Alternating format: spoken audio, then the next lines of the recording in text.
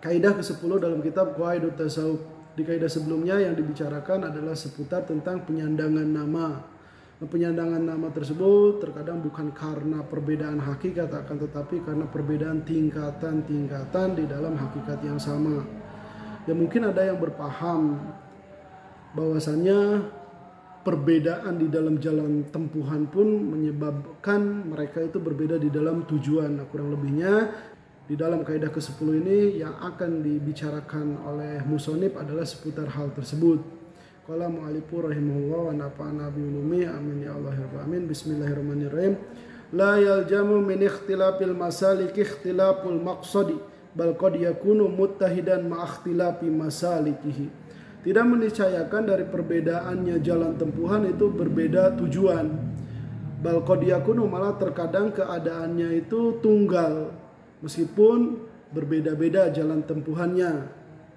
Di sini musannif memberikan contoh kal ibadati wa jahadati wal ma'rifati masaliku liqurbil haqqi ala sabilil karamah wa kulluha mutadakhilatun. Seperti halnya ibadah, juhud dan ma'rifat, ini merupakan jalan-jalan tempuhan yang menuju kepada arah yang sama, yaitu apa? Qurbul haqqi ala sabilil karamah, yaitu menjadi dekat pada Allah Subhanahu wa taala yang maha hak ala sabilil karamah, akan tetapi berdasarkan cara pemberian dan pemuliaan dari Allah Subhanahu wa taala. Ya, artinya kita hanya mengambil sarana saja, adapun kedekatan yang tentu saja bukan kedekatan secara fisik, akan tetapi kedekatan secara makna itu merupakan pemberian dari Allah Subhanahu wa taala. Wa kulluha mutadakhilatun. Dan setiap masalik tadi yang disebutkan, yakni ibadah, jahadah dan ma'rifah, itu mutadakhilatun, saling merasuki, saling interpens. Artinya ketiga hal tadi adalah sesuatu yang saling berkaitan dan tidak bisa dipisahkan. Ini lebih mirip seperti halnya rukun.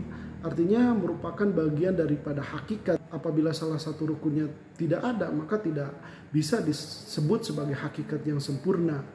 Begitupun masalik-masalik yang kita bicarakan sekarang. Maka konsekuensinya bagaimana? Musannif di sini melanjutkan, fala buddha lil arifi min ibadatin wa illa fala ibrata bi ma'rifati idlam ya'bud ma'rufahu.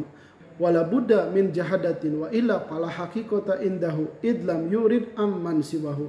Maka harus bagi seorang arif itu dari ibadah.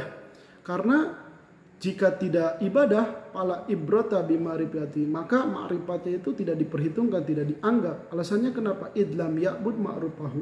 Karena seolah-olah dia itu tidak kenal, yaitu dengan cara tidak menyembah apa yang dikenalnya tersebut. Wala buddha, dan harus juga bagi seorang arif ini min jahadatin, dari laku hidup juhud.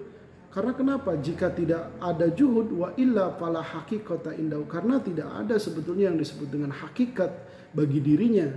Karena apa? Idlam yurid amman siwahu, karena dia tidak berpaling dari selain Allah Subhanahu wa taala, masih menduakan, masih mentigakan, padahal itu kan bukan hakikat dari apa yang ia tuju.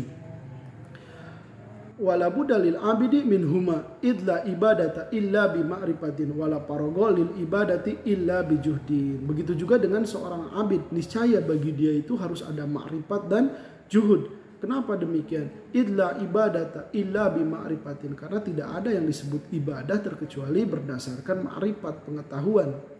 Wala parago lil ibadati, begitu juga kalau misalnya tidak ada juhud, tidak ada keharmonisan, tidak ada ketenangan di dalam ibadah.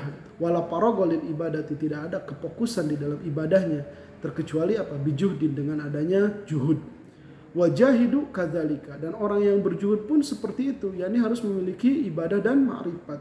Idla juhda illa bi ma'rifatin, karena tidak ada juhud terkecuali dengan pengetahuan. Kalau misalnya ada juhud tanpa pengetahuan, yaitu apa? Wrong way, salah jalan. Wala juhda illa bi ibadatin, tidak ada juga juhud terkecuali dengan ibadah. Wa illa, kalau tidak demikian, yakni tanpa ibadah, ada batola. Ini kembali si juhudnya tadi kepada apa? Sia-sia, sesuatu yang nihil, hampa, kosong. Nah, dari penjelasan ini kita memahami dari kata masalik, jalan tempuhan-tempuhan, yang meskipun dia itu jalan yang berbeda-beda, bukan berarti kita itu mengambil salah satunya lalu meninggalkan yang lainnya. Akan tetapi meskipun kita mengambil satu jalan ini, ya jangan terlepas dari jalan-jalan yang lainnya. Maka di sini dari ketiga hal tersebut yang otomatis ketiga jalan tadi itu harus ditempuh.